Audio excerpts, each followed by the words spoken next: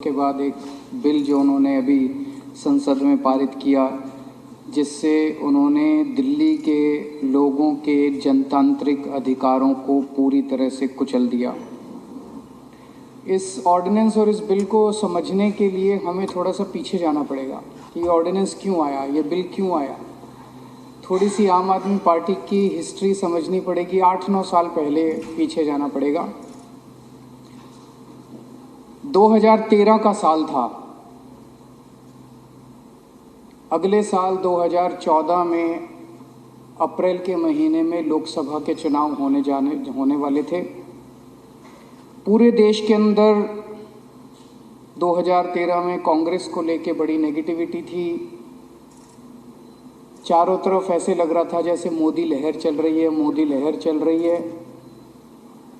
चारों तरफ देश के अंदर मोदी जी के बारे में चर्चा थी।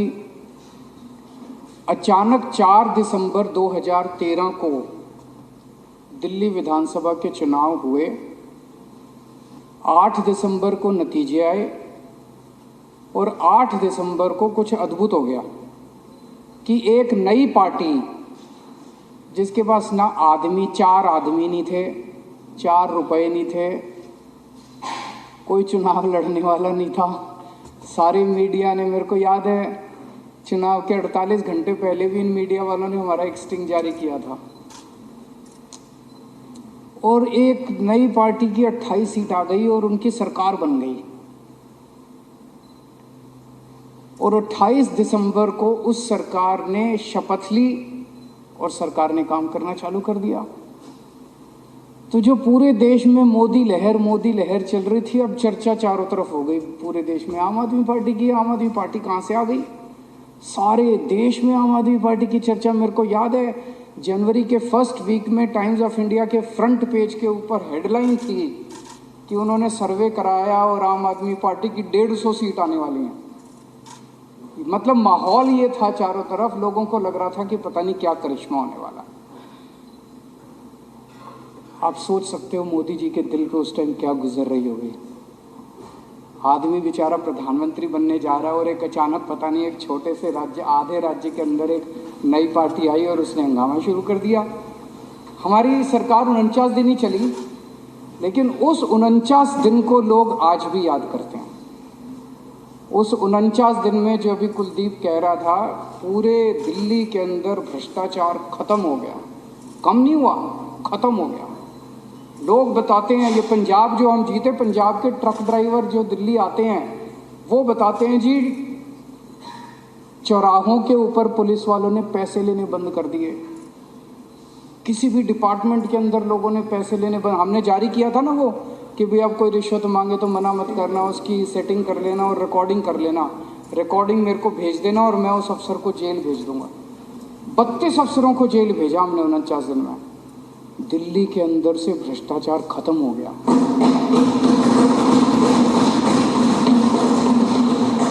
लोगों ने कभी ऐसी सरकार देखी नहीं थी और उसकी चर्चा पूरे देश में। उसके बाद कोई महिला सुरक्षा को लेके 2-3 केस आए, जब दिल्ली का मुख्यमंत्री सड़क के ऊपर जाके 2 या 3 दिन के लिए रात भर में वहां सोया था। पूरे देश का सारा मीडिया हमारी चर्चा कर रहा था। मोदी जी तो उनको लगा यार ये क्या हो गया, अभी तक तो चर्चा उन्हीं की चल रही थी। दिल्ली के अंदर बिजली के रेट एकदम से आधे हो गए, दिल्ली के अंदर पानी मुफ्त हो गया। और उस वक्त जो इस देश का सबसे अमीर आदमी था, उसके खिलाफ बाय नेम FIR दर्ज करानी।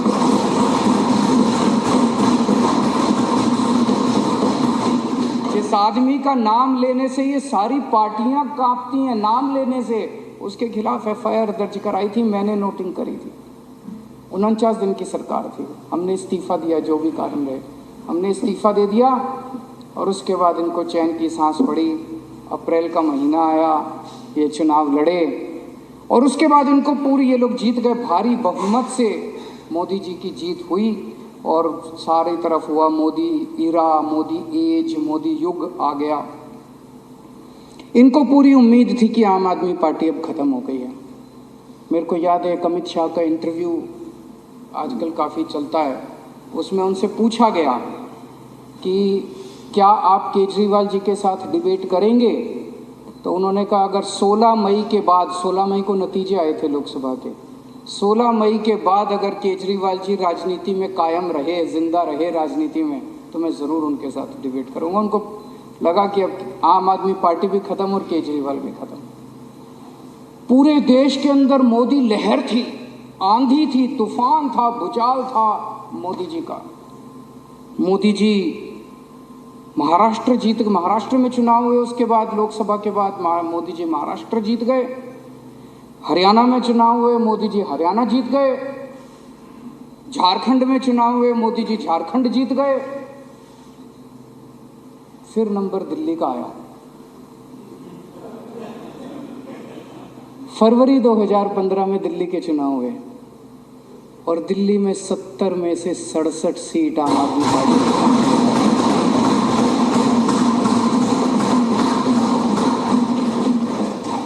3 सीट पे सिमट गई भारतीय जनता पार्टी। मोदी जी की पार्टी 3 सीट के ऊपर सिमट गई। आप सोच के देखो उस वक्त उस व्यक्ति के दिल पे क्या गुजरी होगी जो घोड़े पे बैठ के निकला था और जीतता जा रहा है, जीतता जा रहा है, जीतता जा रहा है, चारों तरफ जीतता जा रहा है। जहां जा रहा है, जिस राज्य में से गुजर जाता है वहां जीत जाता है। और उसका रथ दिल्ली वालों ने रोक दिया, उसका घोड़ा रोक दिया। वो लव और कुश ने, दिल्ली वालों ने उनका घोड़ा दिल्ली वालों ने रोक दिया। उस दिन मोदी जी ने कसम खाई थी, इस आम आदमी पार्टी को मैं खत्म करूंगा और इनकी सरकार को खत्म करूंगा। पर भगवान तो भगवान है, भगवान ने कुछ और ही सोच रखी थी। एक तरफ मोदी जी का पूरा तंत्र लग गया आम आदमी पार्टी को खत्म करने के लिए, आम आदमी पार्टी को तहस नहस करने के लिए पूरा तंत्र लग गया। और ऊपर वाले का करिश्मा देखो, ऊपर वाले ने 9 साल के अंदर आम आदमी पार्टी को इस देश की तीसरी सबसे बड़ी पार्टी बनाई। 3rd लार्जेस्ट पार्टी, बीजेपी और कांग्रेस के बाद 3rd लार्जेस्ट पार्टी बना दिया। ऊपर वाले ने करिश्मा कर दिया। मोदी जी का पूरा तंत्र लग गया। उन्होंने पूरी कोशिश की खत्म करो इनकी पार्टी को। उसके ऊपर भी मैं आऊंगा अभी एक एक करके। तो हमारी सरकार बनी 14 फरवरी 2015 को। 23 मई, फरवरी, मार्च, अप्रैल, मई, 3 महीने के अंदर प्रधानमंत्री जी ने एक आदेश पारित किया। MHA ने, केंद्र सरकार ने एक आदेश पारित किया कि अब दिल्ली सरकार का एंटी करप्शन ब्रांच और सर्विसेज के ऊपर कोई अधिकार नहीं रहेगा। केंद्र सरकार कैसे कर सकती है यार? संविधान में लिखा है ये हमारा है। कल को कह देंगे उड़ीसा सरकार का बिजली के ऊपर कोई अधिकार नहीं रहेगा। अरे बिजली स्टेट गवर्नमेंट का सब्जेक्ट है यार। कल को कह देंगे महाराष्ट्र का एजुकेशन के ऊपर कोई अधिकार नहीं रहेगा, एजुकेशन स्टेट सब्जेक्ट है यार। कल को कह देंगे तमिलनाडु का व्यापार के ऊपर कोई शब्द नहीं रहे। तो बिल्कुल असंवैधानिक ऑर्डर, अनकॉन्स्टिट्यूशनल ऑर्डर पास कर दिया कि दिल्ली की चुनी हुई सरकार का एंटी करप्शन ब्रांच और सर्विस। एंटी करप्शन ब्रांच क्यों करा? क्योंकि जो 49 दिन की हमारी सरकार थी उसमें एंटी करप्शन ब्रांच को इस्तेमाल करके मैंने दिल्ली में भ्रष्टाचार रोका था। मोदी जी नहीं चाहते थे कि हम भ्रष्टाचार रोकें। और सर्विसेज क्यों उन्होंने किया? सर्विसेज इसलिए किया क्योंकि वो अफसरों को हथियार के रूप में, the bureaucracy of Delhi has been weaponised, उनको हथियार के रूप में इस्तेमाल करके और दिल्ली के लोगों को कुचलना चाहते थे, मारना चाहते थे। और वो किया। अभी सौरभ ने इतने सारे उदाहरण दिए। पिछले साल इन्होंने मोहल्ला क्लिनिक्स के अंदर दवाइयां बंद कर दी। बताओ, मोहल्ला क्लिनिक के अंदर आम लोगों की दवाइयां बंद कर दी इन्होंने। पिछले साल इन्होंने अफसरों को बुलाते हैं, उनकी गर्दन मरोड़ते हैं, किसी को सस्पेंड कर देते हैं, किसी को ट्रांसफर कर देते हैं, धमकियां देते हैं, लड़ते हैं। अफसर बुरी तरह से डरा रखे हैं इन्होंने सारे अफसर। जो अफसर अच्छा काम करे उसे उठा के इधर से उधर फेंको। जो भी सबसे निकम्मे, सबसे भ्रष्ट और सबसे गंदे अफसर हैं उनको सबसे अच्छी अच्छी पोस्टिंग्स पे बिठा रखा है इन लोगों ने। मोहल्ला क्लिनिक की दवाइयां रोक दी। मोहल्ला क्लिनिक में लैब के टेस्ट रोक दिए इन लोगों ने। लेबोरेटरी के टेस्ट होते हैं, वो टेस्ट रोक दिए इन लोगों ने। अस्पतालों के अंदर जैसे अभी इन्होंने बताया कि कितने सारे लोगों को नौकरी से निकाल दिया ताकि अस्पताल ठप हो जाएं। टीचर्स को हम फॉरेन ट्रेनिंग के लिए भेजते हैं, टीचर्स को फॉरेन ट्रेनिंग पे भेजना बंद कर दिया। दिल्ली जल बोर्ड की पेमेंट रोक दी। पूरे दिल्ली के अंदर जल बोर्ड की 1.5 साल से बेसिक रिपेयर होनी बंद हो गई है, पिछले 1.5 साल से। ओल्ड एज पेंशन रोक दी इन लोगों ने। मैं जब लोगों को बताता हूं ना बीजेपी ने ये सब किया, कहते हैं नहीं यार ऐसा तो नहीं कर सकते। मैं कहता हूं जो पार्टी चुनाव जीतने के लिए दंगे करा सकती है और लाखों लोगों को मार सकती है, कत्लेआम कर सकती है, वो दवाइयां रोकना तो उनके लिए बाएं हाथ का खेल है। लेकिन ऊपर वाले के यहां देर है अंधेर नहीं है। 8 साल की जद्दोजहद के बाद अंत में 11 मई 2023 को सुप्रीम कोर्ट का आदेश आया। सुप्रीम कोर्ट के 5 सबसे बड़े जजों ने बैठ के 3 हफ्ते तक सुनवाई करी इस केस की, और 3 हफ्ते तक सुनवाई करने के बाद 4 महीने तक उन्होंने सोचा समझा आपस में, और 4 महीने के बाद ऑर्डर दिया उन्होंने सुनवाई के। और उस ऑर्डर में एक तरफा उन्होंने कहा कि हमारा देश जनतंत्र है और जनतंत्र के अंदर जनता सरकार चुनती है और सरकार चुनी हुई सरकार को सारा अधिकार है काम करने के लिए। अफसरशाही के ऊपर दिल्ली की चुनी हुई सरकार की ही पावर होगी, एलजी की भी पावर नहीं होगी और मोदी जी की भी पावर नहीं होगी। ये कोर्ट के आदेश में लिखा है कि केंद्र सरकार की भी पावर नहीं होगी और एलजी साहब की भी पावर। साफ साफ आदेश, इसके बाद कुछ बचा नहीं था। लोगों को लगा अब तो खत्म हो गया, लेकिन लोगों को इनकी बेशर्मी की हदें नहीं पता। 11 मई को ऑर्डर आया, कोर्ट की छुट्टियां होने वाली थी, 20 मई से छुट्टी होने वाली थी। 19 मई की शाम को 5 बजे सुप्रीम कोर्ट बंद हुआ। 20 मई से छुट्टी होने वाली थी, किसी ने सोचा नहीं था 19 मई की रात को 10 बजे इन लोगों ने एक ऑर्डिनेंस पास किया और सुप्रीम कोर्ट के आदेश को पलट दिया। इन लोगों ने सुप्रीम कोर्ट के आदेश को उल्टा कर दिया, सुप्रीम कोर्ट के आदेश को खारिज कर दिया। पूरा देश स्तब्ध रह गया कि एक ऐसा प्रधानमंत्री आया है जो सुप्रीम कोर्ट को नहीं मानता, एक ऐसा प्रधानमंत्री आया है जो कहता है सुप्रीम कोर्ट जो ऑर्डर पास करेगा मैं उसको पलट दूंगा। अगर सुप्रीम कोर्ट ही नहीं बचेगा इस देश के अंदर तो इस देश के जनता की रक्षा करने वाला कौन बचेगा?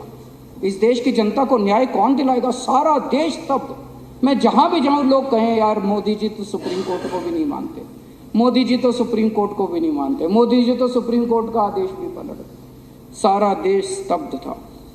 उसके बाद अब ये बिल लेके आए, ऑर्डिनेंस को रिप्लेस करने के लिए बिल लेके आए। मैं सुन रहा था, माननीय गृह मंत्री अमित शाह जी का भाषण सुना मैंने। 2 घंटे भाषण दिया उन्होंने। उस 2 घंटे में एक लाइन भी उन्होंने ये नहीं बताई कि इस बिल को लाने से इस देश की जनता का क्या फायदा होगा, दिल्ली की जनता का क्या फायदा। बार बार बस एक ही लाइन बोल रहे थे, हमारे पास पावर है, संविधान ने हमें पावर दी है ये कानून लाने की, हमारे पास पावर है, सुप्रीम कोर्ट ने हमें पावर। अरे पावर तो तुम्हारे पास सारी है, तो डुबोगे क्या इस देश को? लेके डूबोगे क्या इस देश को? मारोगे क्या लोगों को? तानाशाही करोगे क्या इस देश के ऊपर?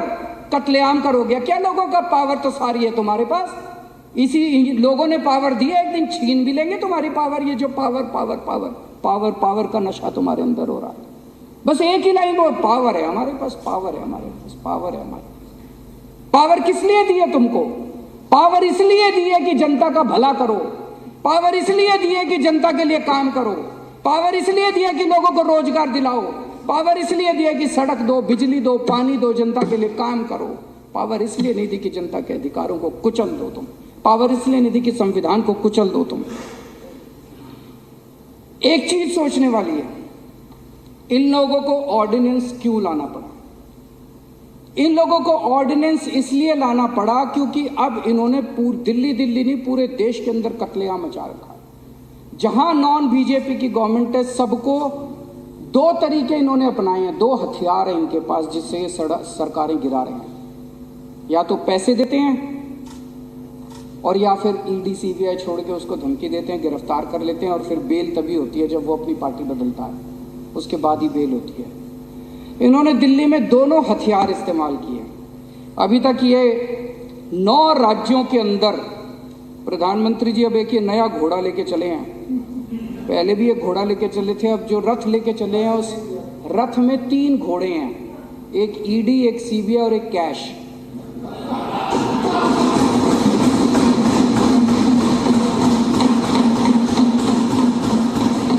तो मोदी जी एक 3 रथ वाला घोड़ा लेके चले हैं। इस रथ से इन्होंने अरुणाचल प्रदेश जीत लिया, अरुणाचल प्रदेश की सरकार गिरा दी, मध्य प्रदेश की सरकार गिरा दी, कर्नाटक की सरकार गिरा दी, पुडुचेरी की सरकार गिरा दी, मणिपुर की सरकार गिरा दी, गोवा की सरकार गिरा दी, महाराष्ट्र की सरकार गिरा दी, उत्तराखंड की सरकार गिरा दी, मेघालय की सरकार गिरा दी। फिर इनका रथ दिल्ली पहुंचा। दिल्ली में इन्होंने, आप में से कई लोगों ने आके बताया कि कई लोगों के पास गए थे, बोले 25-25 करोड़ रुपए ले लो, है ना। दिल्ली वालों ने हीरे चुन के भेजे हैं जो एक आदमी ने बिका।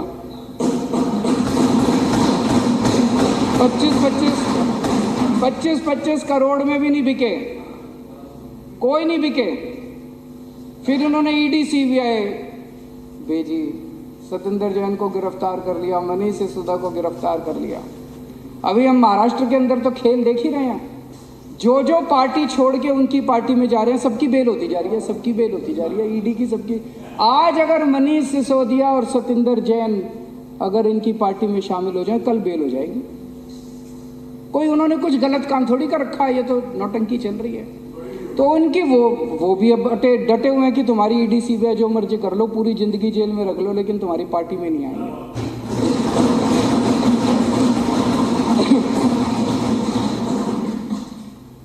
तो इधर इनका ये रथ आके रुक गया, ना तो इनका कैश चला, ना इनकी ईडी सीबीआई चली। तो तब इनको ये ऑर्डिनेंस लाना पड़ा कि यार ये कुछ और घपला कुछ करो और इनकी सरकार को गिराओ, इनकी सरकार को काम करने से रोको। दिल्ली के लोग हमें बहुत प्यार करते हैं। 3 पहले हमें असेंबली के चुनाव जिताए, फिर उन्होंने एमसीडी का चुनाव जिताया। पिछली साल इन्होंने कितना गंद मचाया दिल्ली में, जो अभी मैं बता रहा था। पर जनता तो देख रही है, जनता कोई बेवकूफ़ थोड़ी है। इन्होंने इतना गंद मचाया, इन्होंने मोहल्ला क्लिनिक की पेमेंट रोक दी, जल बोर्ड की पेमेंट रोक दी, और ओल्ड एज पेंशन रोक दी, विधवा पेंशन रोक दी। फिर भी दिल्ली वालों ने इनको हरा दिया। दिल्ली वाले जानते थे यही हैं जो गुंडागर्दी कर रहे हैं, कसूरवार यही हैं। दिल्ली वाले हमें बहुत प्यार करते हैं, इसीलिए प्रधानमंत्री मोदी जी दिल्ली वालों से लड़ते हैं, डरते हैं। प्रधानमंत्री जी को यही खतरा है कि कहीं एक दिन ऐसा ना आ जाए कि जैसे दिल्ली वाले इनको प्यार करते हैं, कहीं पूरा देश इनको ना प्यार करने लग जाए। फिर तो दिल्ली हो गई, दिल्ली के बाद पंजाब वाले भी हमें बहुत प्यार करते हैं। लोग कहते हैं कि दिल्ली और पंजाब में तो 50 साल कम से कम इनकी सरकार कहीं नहीं जाती। तो उनको यही डर लगता है। 8 साल हो गए हमारी सरकार को, 7-8 साल। 8 साल में दिल्ली के लोगों ने इज्जत ही तो कमाई है।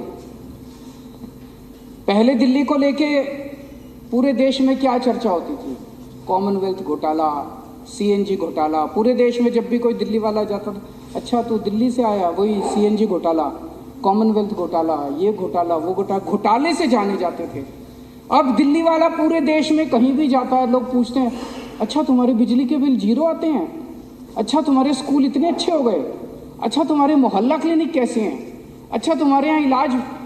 लोग, दिल्ली के लोगों के पूरे देश में इज्जत बढ़ गई। लोगों के बाहर से रिश्तेदार आते हैं, मेरे को बताते हैं लोग, बाहर से रिश्तेदार आते हैं। कितने लोग सोशल मीडिया पे डालते हैं, आज मैं बाहर से आया, मैं टैक्सी में बैठा, मैंने टैक्सी ड्राइवर से पूछा, टैक्सी ड्राइवर खूब तारीफ कर रहा था स्कूलों की। आज मैं बाहर से आया, मैं ऑटो में बैठा, मैंने ऑटो ड्राइवर से पूछा, वो खूब तारीफ कर रहा था दिल्ली के अस्पतालों की।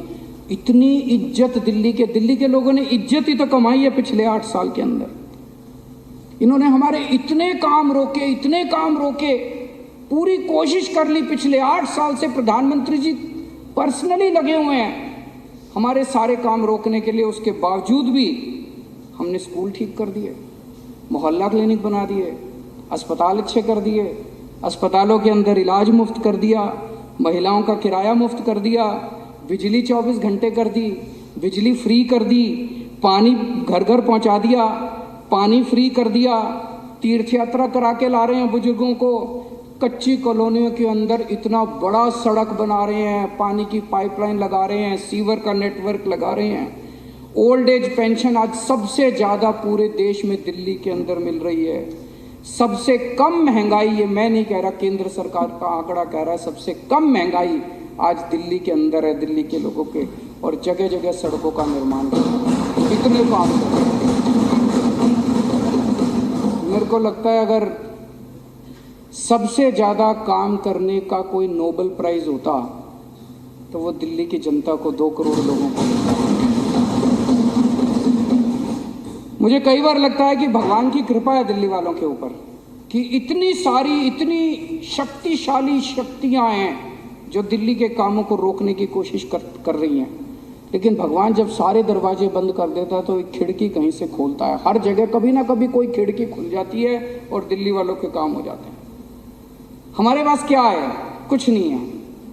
ये पिछले 2 साल से सारी सीबीआई ईडी लगी हुई, अरे 100 करोड़ रुपए खा गए ये लोग। अरे कहीं कोई एक पैसा तो मिले। 100 करोड़ है कहाँ? 100 करोड़ खा गए। हमारे पास अगर है तो हमारे पास आशीर्वाद है। आज दिल्ली के स्कूलों में 18 लाख गरीबों के बच्चे पढ़ते हैं, उनका भविष्य बना दिया। उनके माँ बाप शीश देते हैं हमको। आज दिल्ली के मोहल्ला क्लिनिक में, दिल्ली के अस्पतालों के अंदर करोड़ों लोग अपना फ्री में इलाज कराते हैं। जिसका भी फ्री में इलाज होता है, ऑपरेशन होता है, बीमारी ठीक हो जाती है, वो हमें आशीर्वाद देके जाता है। आज दिल्ली के घर घर के अंदर 0 बिजली का बिल आता है। जितने गरीब हैं वो तो हमें आशीर्वाद देते हैं कि नहीं देते हैं? कितने अभी तीर्थ यात्रा पे मैं एक ट्रेन को सी ऑफ करके गया था, इतना आशीर्वाद दे रहे थे बुजुर्ग जो तीर्थ यात्रा के लिए जा रहे थे। और जितने काम इन्होंने किया वो सारे पाप किए हैं और ऊपर वाला देख रहा है। इन्होंने लोगों के अस्पताल रोके, इन्होंने लोगों की दवाइयाँ रोकी, इन्होंने लोगों का पानी रोका। तो पाप अगर करोगे तो आपको उसका तो परिणाम भुगतना ही पड़ेगा और इसी जन्म में भुगतना पड़ेगा। किसी ने सही कहा है, ये जिंदगी भर यहीं बैठेंगे और अभी तो 8 हैं, देखना अगली बार 2 भी नहीं बचेंगे।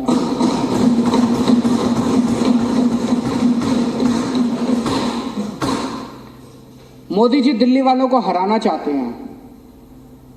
मोदी जी दिल्ली वालों के बेटे को हराना चाहते हैं। मैं मोदी जी को कहना चाहता हूं, ना दिल्ली वाले हारेंगे और ना दिल्ली वालों का बेटा हारेगा।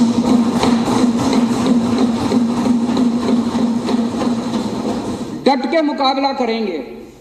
और मैं आज दिल्ली के लोगों को कहना चाहता हूं, आपका एक भी काम मैं रुकने नहीं दूंगा। स्पीड थोड़ी कम हो जाएगी, मुझे पूरा उम्मीद है सुप्रीम कोर्ट के ऑर्डर आएगा, सुप्रीम कोर्ट से हम जीत के आएंगे, दिल्ली के लोगों के हक में वापस दिलाऊंगा और उसके बाद 100 की बजाय 200 की 300 की स्पीड से काम होगा। लेकिन तब तक काम रुकेंगे नहीं आपके। विदेशों में जाके बड़ी बड़ी बातें करते हैं प्रधानमंत्री जी, जनतंत्र की बात करेंगे, लार्जेस्ट डेमोक्रेसी की बात, और यहाँ आके डेमोक्रेसी को कुचलने की और क्रश करने का। मैं ये सोच रहा था, डेमोक्रेसी के कई सिस्टम होते हैं। कोई कहता है वेस्टमिंस्टर मॉडल, कोई कहता है प्रेसिडेंशियल फॉर्म ऑफ डेमोक्रेसी, कोई कहता है पार्लियामेंट्री फॉर्म ऑफ, अलग अलग मॉडल हैं। ये जो बिल लाए हैं इसमें 3 मेंबर कमेटी बनाई है जिसमें मुख्यमंत्री होगा और 2 अफसर उसके सर पे बैठे होंगे। ये कौन सा मॉडल है? भगवान ही जानता ये कहां से लाए हैं। आरएसएस वालों का सबसे खुराफाती दिमाग होता है। ये संघी मॉडल है। भगवान ही जानता है ये ऐसा मॉडल वेस्टमिंस्टर मॉडल है कि लंदन का ये संघी मॉडल है, जो ये डेमोक्रेसी का एक अलग ही मॉडल ये निकाल के लेके आए हैं। चौथी पास मॉडल है ये। दिल्ली के लोगों को मैं एक ही बात कहना चाहता हूं, आपने मुझे कुर्सी दी है, मैं आपकी कभी भी पगड़ी उछलने नहीं दूंगा।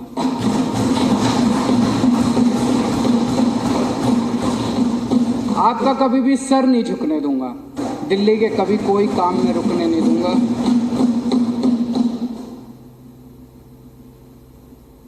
मेरे पास अभी कुछ दिन पहले कोई आया था बीजेपी वाला, वो कह रहा था या तो तुम भी बीजेपी को सपोर्ट कर दो और नहीं तो या तो तुमको झुका देंगे और या तुमको तोड़ देंगे। मैं उनको कहना चाहता हूं कि इस दुनिया में कोई माई का लाल पैदा नहीं हुआ। जो दिल्ली की जनता को या तो झुका दे और या तोड़ दे। दुनिया में कोई माई का लाल पैदा नहीं हुआ जो केजरीवाल को झुका दे या केजरीवाल को तोड़ दे।